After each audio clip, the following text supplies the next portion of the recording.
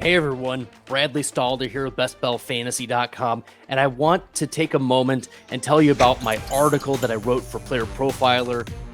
When it comes to best ball fantasy football, drafting running backs early in the offseason can be pretty risky. Still a lot of green grass between now and the start of the season. There's a lot of uncertainty around running back positions. And in the article, what I did was I laid out a couple pressure points or ways in which running backs have lost ADP value and reasons why we should be considering hero or zero RB moving forward, probably up until the end of July or in August. By that point, there's only a little bit of green grass between that point of the draft and the start of the season. So this strategy says you should draft zero or only one running back in the first 6 rounds of your drafts.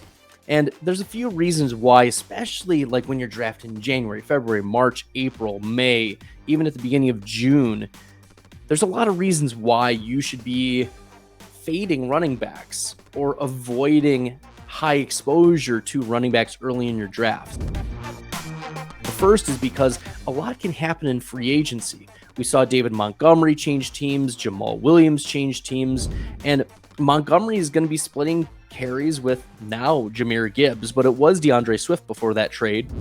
We expect Jamal Williams to eat into Alvin Kamara's red zone work. Kamara had 65 red zone carries over the last 2 years. We expect that number to go down, not only because of the pending Alvin Kamara suspension, but also because Jamal Williams' role is as a red zone, end zone specialist. We also have a couple lurking free agents right now. Leonard Fournette, Ezekiel Elliott, and Kareem Hunt all have not signed and have a history of mid-pack running back one production. Now, all 3 of them are on the downward trajectory. I mean, Fournette had a nice PPR year last year, but Brady was just dumping it off to him. And Ezekiel Elliott had a nice flex floor season last year, but it's clear that all 3 of them have lost except Kareem Hunt, Leonard Fournette, Ezekiel Elliott, and that's probably one of the reasons why all 3 of them are not yet signed. Now, free agency plays a role, but also the rookie draft. We see Bijan Robinson go to Atlanta. Tyler Algier gets bumped to the side. Jahmyr Gibbs gets drafted in the top 15. He goes to Detroit. That's going to affect not only David Montgomery and his passing opportunities, but also it facilitated the trade of DeAndre Swift to Philadelphia and Zach Charbonnet to Seattle. Kenneth Walker was a back-end second-round draft pick. Now he's mid-5th round. So the draft capital invested in these rookies often lead to high expectations and increased competition for their touches. And as we've seen for all 3 running backs, Tyler Algier, David Montgomery / DeAndre Swift, and Kenneth Walker, all of their ADPs have dropped since the rookie draft. We'll move away from rookies and free agency. We'll talk about injuries for a second, because right now we have lack of clarity of progress. Breece Hall and Javonte Williams in particular, we hope that Breece Hall will be ready for week 1. We don't know that that's going to be true, and there's been a little bit of chatter about Israel Abanikanda and Zonovan Knight getting sprinkled in at the beginning of the season. But Michael Carter as well might be an early season consideration if Breece Hall will miss some time. There's also concerns about Javonte Williams, who had a devastating knee injury at the beginning of the 2022 season, and it mirrored or was likened to J.K. Dobbins. And we saw what happened with Dobbins, where he missed half of the following year as well. So there are considerations to be made for these knee injuries and the lack of clarity we have right now for, in particular, Javonte Williams, but also Breece Hall. So there's risk for those players to not pay off high draft capital. Like Breece Hall is getting end of 2nd round, beginning of 3rd round draft capital. Javonte Williams, I've seen him being drafted in the 80s overall. I did draft last night and I saw him fall into the hundreds. And I think that's where you want to take him. But there are risks given the injury status and lack of clarity that we have right now.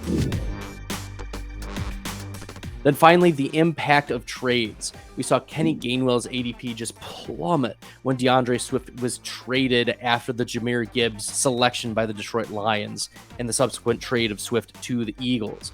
We saw Gainwell's ADP drop, but I'm interested in 190s overall Kenny Gainwell. We know Swift and Rashad Penny have a tough time staying healthy. So I think Gainwell is actually pretty interesting given that ADP drop. The whole point of this is to illustrate that Gainwell dropped 40-something spots because of this trade of DeAndre Swift to the Eagles. So we see running backs who may have an interesting role be affected pretty easily by change. Now, let's take a macro view. Let's take a step back. And I want to share with you some data that I was able to accumulate from January until May of this past year. The average running back lost 17% of their ADP value. These are veteran running backs. These are not rookies. These are veterans who we had ADP for in January. Wide receivers, on the other hand, only lost 3.6%. They were mostly unchanged. Quarterbacks and tight ends fell in between. Quarterbacks lost 14%, and tight ends lost 5.5% of their ADPs. It's clear based on the average ADP loss that running backs were the most volatile. So it's affecting best ball, but it's also affecting dynasty. It's one of the reasons why you should be investing very heavily in your startups in the wide receiver position, because over the course of the offseason, you're not going to see a lot of shifts in wide receiver ADP or wide receiver market value versus running backs. That's why you should be drafting running backs pretty regularly in your rookie drafts, cycling through them. Maybe if you've got a good profiled wide receiver, you can consider taking them, but you should lean running back more heavily in your rookie drafts for dynasty because of this data, because the market will value the rookies more as the offseason goes on and devalue any changes that may affect the running backs. All right, so let's put a bow on this. The conclusion is that you should be considering zero running back or hero running back strategies, especially in your best ball leagues, but in a lot of different ways in which you play fantasy during the offseason because of how change impacts the running back position. Change affects running backs more. And so the zero RB or hero RB strategy limits your exposure to how the change may affect the market value of those players. Look, every fantasy manager has their own risk tolerance. They all have their own player takes, but it's important for you to weigh the downsides and uncertainties of losing significant value for assets that can spike, but also can go to zero just like that. And that's the running back position. So considering how running back may be affected versus the other positions.